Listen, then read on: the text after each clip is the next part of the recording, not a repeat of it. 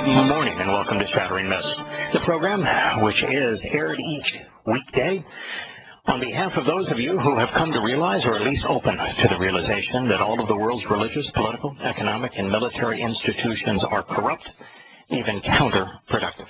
I am Yahowah. Our number, if you'd like to join us, toll free, 877-300-7645. We told a sad story yesterday, one that is consistent with the criminal nature of Islam. Now, keep in mind that it was al-Rassooli on this program that correctly identified Islam as a criminal enterprise. It was founded as a criminal enterprise. In fact, there isn't a Quran scholar or a theologian in the world who can disprove the conclusion that Islam was created as a criminal enterprise. That is a statement of fact. It is irrefutable. It is emblazoned in the hadith, the most credible of all hadith, those hadith that explain the circumstances of the 8th surah, and it is all confirmed in the 8th surah of the Quran, that Muhammad began Islam with his first official act in the Islamic era after declaring war on all humankind, of announcing that he was engaged in a criminal enterprise for the sole purpose of robbing others of their possessions, of killing, of kidnapping, and of enslaving. These are statements of fact. So we should not be surprised that in Pakistan, the land of pure Islam, that we witness hellish, grotesquely immoral, perverted criminal activity.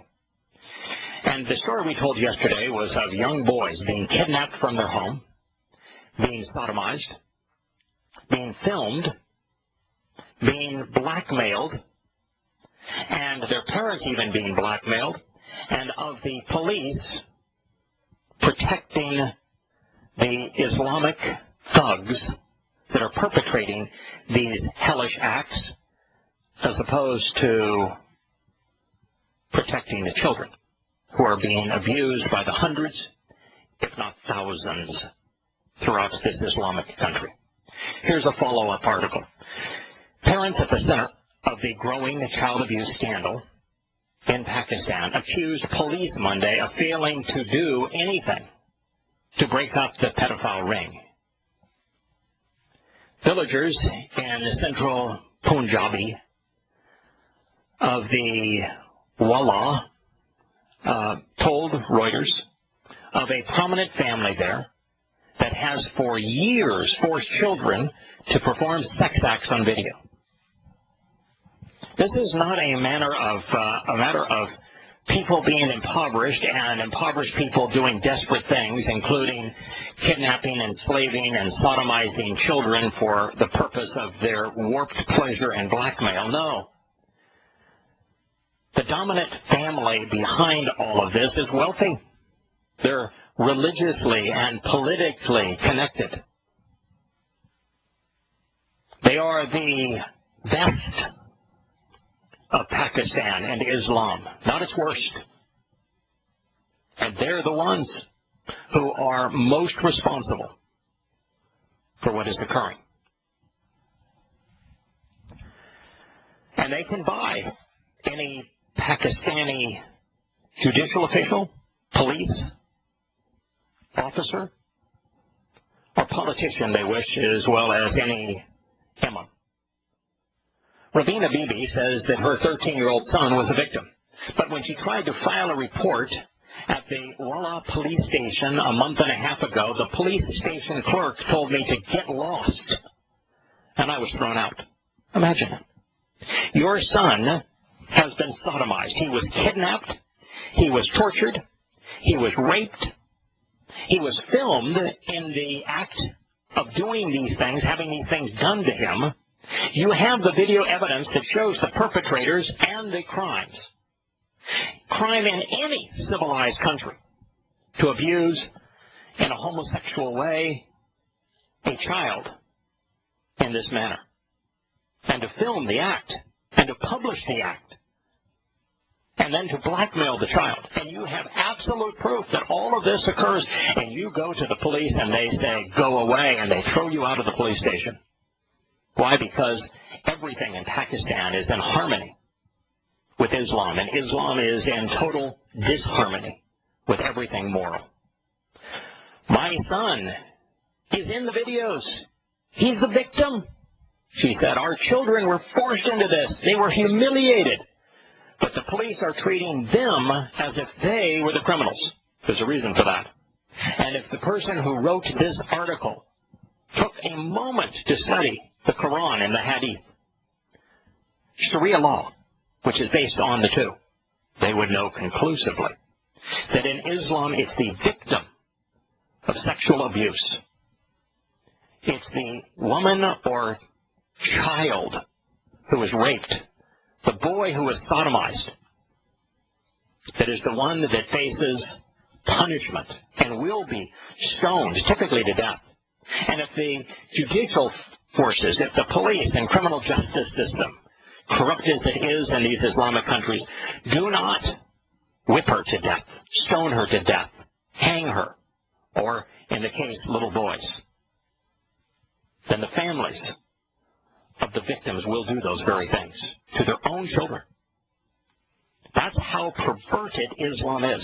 You know, I did a program the other day that's now been posted as a video on a number of sites around the world, some of them the most credible research sites in the world, where I said, you know, the problem isn't hate speech. It's that we don't hate enough. And I want to reemphasize that. If you do not hate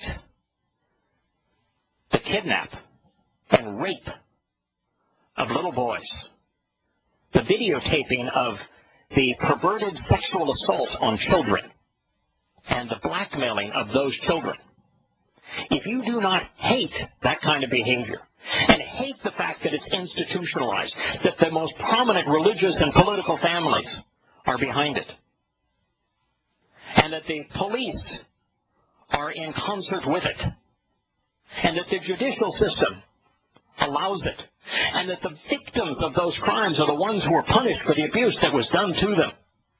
If you do not despise those things, if you do not hate the religious, political doctrine that enables these kinds of crimes to become commonplace, then you're immoral. Our problem isn't that we hate too much, it's that we don't hate enough. We need to learn to hate that which is evil. We need to show that we have a conscience. We need to understand the root cause of this kind of hellish behavior against women and children. We need to understand the motivation and the justification of Boko Haram as they kidnap and gang rape little girls. We need to understand the mentality, the religion behind the Islamic State when they kidnap, enslave, and rape little girls, selling them as prizes to those who are the best jihadists or who can recite the Quran the most accurately and most completely. If you do not hate the justification for these things, the dogma that inspires this kind of perverted behavior against those who are the most defenseless, then you're grotesquely immoral. You don't have a conscience. You're incapable of making good moral judgments. It's those who speak on behalf of these things and the religion that inspires them because it is politically correct to do so who are incorrect. We've created such a perverse society that it is considered more enlightened, more compassionate, to deliberately and knowingly lie on behalf of religions that permeate all manner of hellish behavior than it is to tell the truth. Our problem isn't that we hate. The problem is that we don't hate enough. If you do not hate what is happening in Pakistan, in Syria, in Iraq, throughout Nigeria, in Egypt, in Tunisia, in Libya. If you do not hate what is happening in those places because of Islam, then you are immoral. And I would go far as to say that if you are in politics or the media and you are not holding the cause culpable, which is Muhammad, if you're not holding the cause culpable, then you're not only immoral, you're aiding and abetting pedophilia. You're aiding and abetting kidnap. You're aiding and abetting the sexual slave trade. You need to wear that badge if you are politically correct. And you need to wonder what happened to you along the way if you've grown to the point that you don't hate the doctrines that cause such behavior.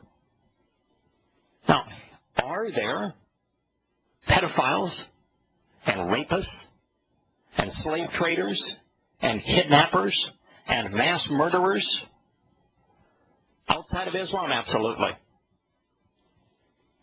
But is Islam disproportionately responsible for these things? Undeniably. But it's beyond that, folks. It's not just that Islam is responsible for 99% of terrorist acts, for 99% of the sexual trade and enslavement of little children. It's not just that Islam has a virtual monopoly on these things. It's that the religion condones it. And that when you are in an Islamic country, everything works against the victim and on behalf of the perpetrators. That's the problem. It isn't that, for example, to switch religions for a moment, that the Roman Catholic Church has a severe problem with pedophilia and the abuse of children. It does, and it's overwhelming, and it's undeniable. It's that the church deliberately covered it up, that the church did everything they could to protect itself and the perpetrators at the consequence of the victims. It's that culture that we should hate on behalf of those who have been victimized and to keep others from being victimized. Yes, folks, the problem is we don't hate enough. Political correctness has robbed a generation of the ability to exercise good judgment and to be moral. They have made it a crime to speak hatefully. And yet, it is this lack of hating that has caused so much of the problems that so many who are defenseless are enduring today. Thousands of little boys who are being kidnapped, sodomized, and blackmailed in Pakistan. Thousands of little girls who are being kidnapped, enslaved, and raped in Nigeria. Millions of little girls who are undergoing sexual genital mutilation at the hands of their mothers throughout the world of Islam. Countless beheadings, crucifixions, and 99% of the world's terrorist acts perpetrated by this singular religion. All because Muhammad did all of these things. He was a rapist. He was a pedophile. He was a mass murderer. He was a terrorist. These facts are undeniable. They're irrefutable. And the religion whose laws are based entirely on his words and deeds is therefore the motivation for kidnap, for the enslavement of children, for perverted sexual acts being perpetrated on little boys and little girls, with the victims being the ones who are punished and the victimizers vindicated. Collectively throughout that society, all because of the perversion that is Islam. And it's our inability to despise this religion, to expose it, to condemn it, to speak honestly about it because of political correctness that is enabling Muslims to kidnap little children, to enslave them, to rape them, to torture them, and to kill so many.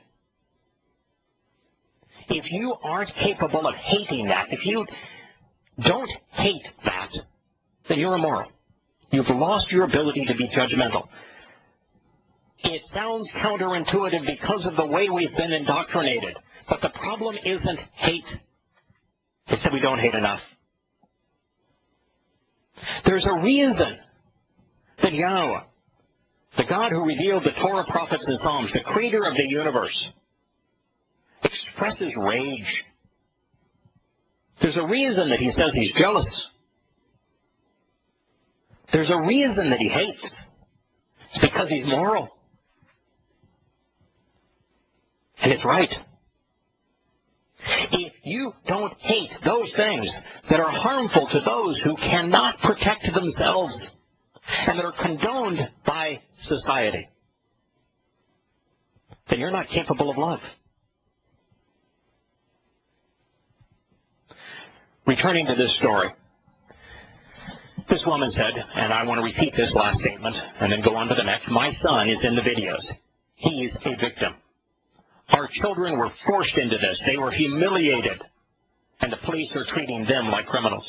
Another mother, Bibi, added, I went to the police station to file a complaint, but instead of registering a report, they took my son into custody.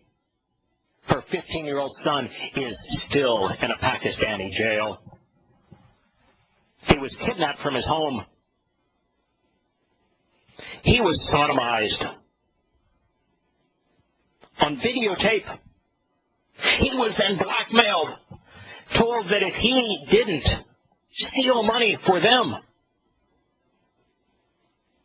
if he didn't continue to perform perverted sexual acts on their behalf, that they would release the video and embarrass him. And not just embarrass him because he is the victim of unmarried sex and homosexual sex in an Islamic country. He's the one that will not only be jailed, but whipped, stoned, convicted. This is the way that Muhammad acted. This is a legacy of his creation of Islam. This is condoned in the Quran. It is the basis of the Hadith and Sharia law. We need to be honest. We need to be truthful. We need to be moral. We need to be enraged that this kind of disgusting behavior is not only happening, but it is being condoned by our politicians, that the religion is being exonerated that causes these things in the media. We need to learn to hate for the good of our children. As the 15-year-old victim of pedophilic sexual abuse is tormented in jail, the government is contemplating an inquiry. The inquiry is going to be headed by Prime Minister Norwich Sharif's brother. The scandal could engulf the entire government because it is certain, if it is an open and honest investigation, that police and judicial complicity will be found. The Independent Human Rights Commission of Pakistan issued a statement saying that the attempts to suppress and twist information, and there have been many, should also be condemned and must be probed. It's a very murky situation, said the human rights activist. He added that in the cases, including the children that have already been registered, there has been nothing done. Activist Ghaznavi said many children were abused and that he himself had over 130 videos showing this abuse on camera.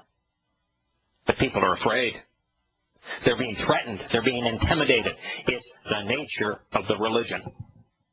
Understand, there is no separating of justice, policing, politics, religion, societal norms, behavior in Pakistan from Islam.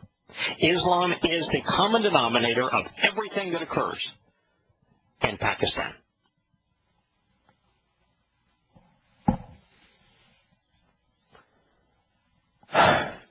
One day, some women in the village showed me these videos. My son was in one of them. That day, my world collapsed. Kids were being intimidated in these videos with weapons.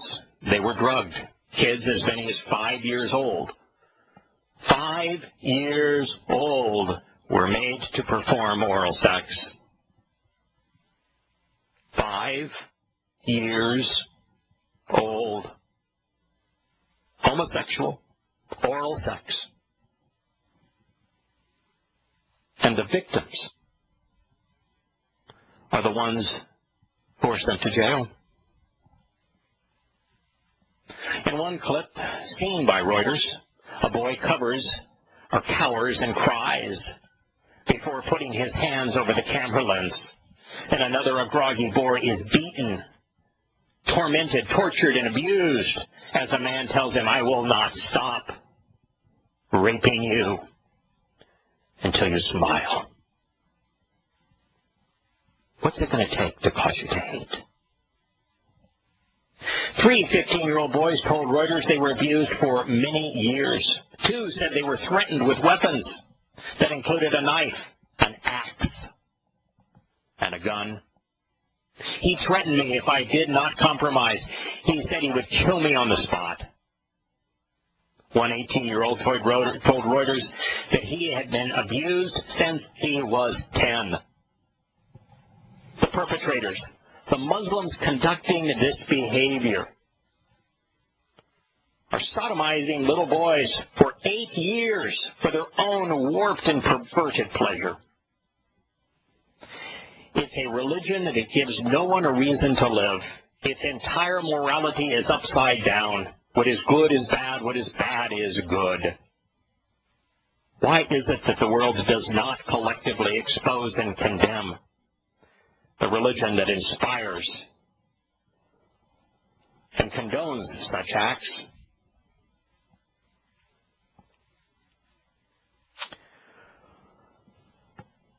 The 18-year-old who said that he had been abused since he was 10 years old had to, because he was blackmailed, steal cash and jewelry from his family after the abusers blackmailed him. They're not just sexually perverted. They're thieves. They're blackmailers. They're kidnappers. They're pedophiles. Doing so in a society whose religion condones these behaviors. Stealing is lawful and good, according to the 8th surah of the Quran. Muslims are inspired to kill, according to the Quran. Rape, which is sex with slaves, is expressly authorized in the Quran. Muhammad was a pedophile. Muhammad was a rapist. Muhammad was a mass murderer. Muhammad was a thief. Which is why these behaviors are considered good, and why we ought to hate the religion that has inverted morality.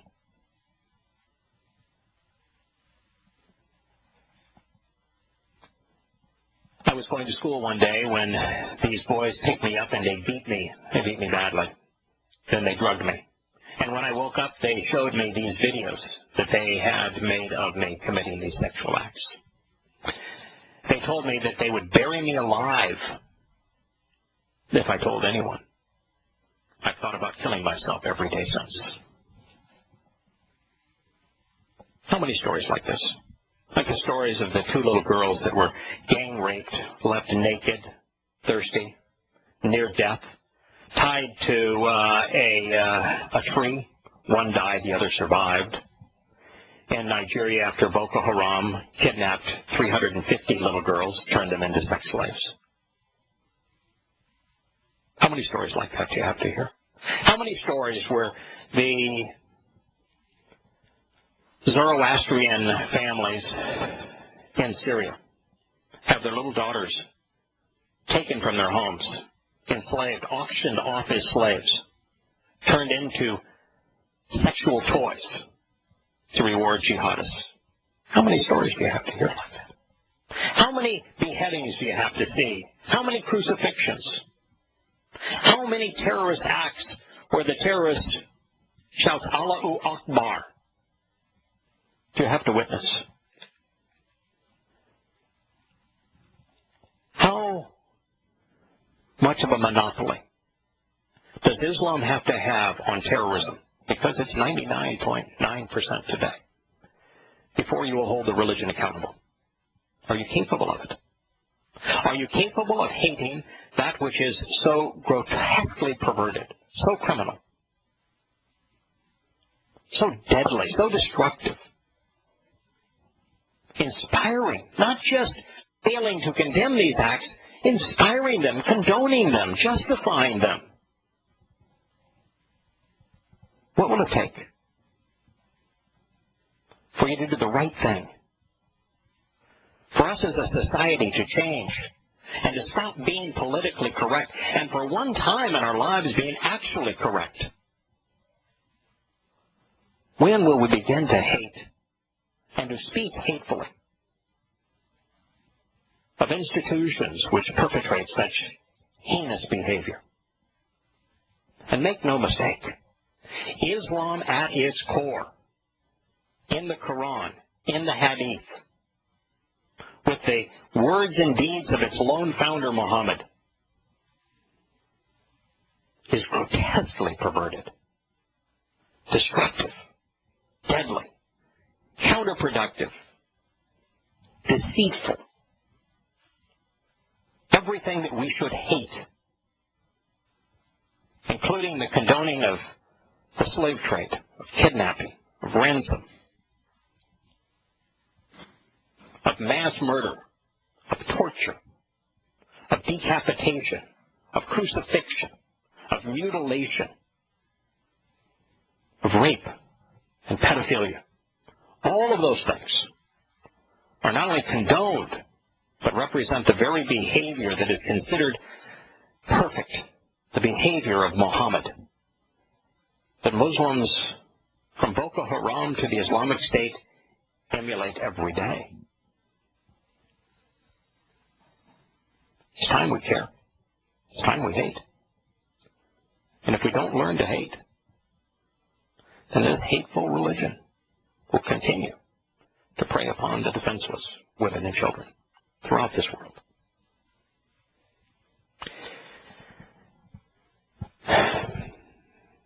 Turning to a country not far away from all of this, a little strip of land in the midst of this pervasive hell, we find that there is an archaeological expedition that has discovered the entrance gate to the scriptural city, the city that is found in the writings, particularly those ascribed to David's time, King Shaul, of Gath, of the Philistines. You know, the reason this is important is that Gath was the home of Goliath. It's one of the more detailed stories in the Torah, prophets, and Psalms, this being recounted in the book of Samuel. Samuel, listen to him, is what his name means. It is an amazing story. The whole Israeli fascination with having a government, having a politician, having a king, having a political leader, like the Gentile nations. And Yahowah telling them, don't do that. It's the last thing you want. You know, live based upon the guidance that I provided you in my Torah. Let me take care of you. Let me protect you. Let me care for you as my children. Listen to what I have to say. You don't want a political institution. You don't want a king. You don't want a political leader. Because if you empower a political leader, if you choose to be political, And then Yahowah lists all of the hellish things that politicians will do to them. Establishing militaries, taking their sons, sending their sons off to die. Justifying the stealing and the confiscation of their property. Imposing conditions that rob them of their freedom. Lying to them. Propaganda, we call it patriotism. To justify these confiscations of freedoms, of property, of lives. And Yahowah goes into explicit detail telling us why we ought not choose political leaders. And make no mistake, this was a choice that the Israelis wanted to make. And Yahowah said, don't do it. Don't choose politics, because if you do, here are the hellish consequences, the same consequences we witnessed throughout time. And of course, this man, his name was Shaul, the same name as the man that Yahowah called the plague of death, the author of half of the Christian New Testament, Shaul, who became Paul. We'll return to the story in a moment. So the archaeological expedition discovered the entrance gate to the city of Gath of the Philistines, the city from which Goliath had come. And everything is exactly as the book of Samuel said it would be. The city is located exactly where Samuel said it was. The gate is exactly as he said it was. It is the city of Gath, exactly as he said it was. It was a Philistine city, exactly as he said it was. And the popular name there, the name that is inscribed on the walls of that city, is in fact Goliath. For those scholars who mock the Torah, prophets, and Psalms, saying it's all fables, chew on it. Take a bite of that stone that was unearthed to demonstrate that exactly what Yahowah said had occurred, did occur. And then think about it for a while. This took place 3,000 years ago. 3,000 years ago. You know, in his Quran, Muhammad couldn't get the past right. He couldn't even get the past right when he was cited quotations from the Torah, prophets, and Psalms. He couldn't even remember what they said and twisted it. And yet, here is this lone historical document that has been found to be precisely accurate in everything that it has said historically. And they find the city of Gath and its gates and the name Goliath exactly where the book of Samuel says these things ought to be. And vital at the very time of David, of Daud. Now that's not only important for credibility, but to bring our attention to what we have found to be one of the most important stories in the Torah, prophets, and Psalms. Kirk, you and I spent a number of shows specifically talking about the consequence of choosing political leadership, which is what is told. That's the purpose of this story. And it's showing just how much misery King Shaul brought the Israelis. And the consequence for all of us, and the direct ties into the author of half the Christian Testament, Paul. Mm-hmm. And the backdrop to that was, as you were talking, I was thinking now as we're about to continue our choice to have a king or to have a political ruler, and the voting, you're probably going to be down to Jeb Bush and Hillary. Oof. Now, if it's Hillary, I want to point out that you've done massive numbers of stories where it's very easy to see her affiliations with the Saudis as well as the religion of Islam. Brotherhood. She's a huge advocate of Islam. And the Brotherhood, Egyptian Brotherhood, Right. you know. And if Bernie Sanders, by the way, prevails, and he is the populist candidate, he's communist. Uh-huh. But then let's go back to Jeb Bush here. Now, by the way, I don't use communist as a pejorative term. I'm not throwing it around like McCarthy and that that you ought to despise him because of the communist. You know, I don't care what somebody's economic, but he is economically, he's a communist. Yeah, that's exactly. And the Republican side, they're probably going to put up Jib, right, which is the dynasty. But once again, I want to point out, an extraordinarily corrupt and inept, destructive family. Yes, but also let's because of today's stories, let's not forget that you did hours and hours and hours and hours of shows where he where he gave money to, supported the Catholic priest in South America. Yes. That brought us the big scandals of the pedophiles. Yeah, Marcial. Yeah, Marcial. Yeah, the pedophile, drug abuser. So besides everything that y'all just told you don't do this for, let's look at the characters of these people that America's about to select. Right. Absolutely. How God's going to bless America. Yeah. I would like us to also draw attention to what was the unique characteristic of Goliath that Dode pointed out to demonstrate that he was in opposition to Yahowah. He was uncircumcised. What does Paul advocate? Not to be circumcised. He is the messenger of uncircumcision, by his own admission. Indeed. So based upon Yahowah's testimony in this very story about Gaul and Goth and the Philistines and Goliath, that would demonstrate that the message of uncircumcision is in direct opposition to the Creator God of the universe.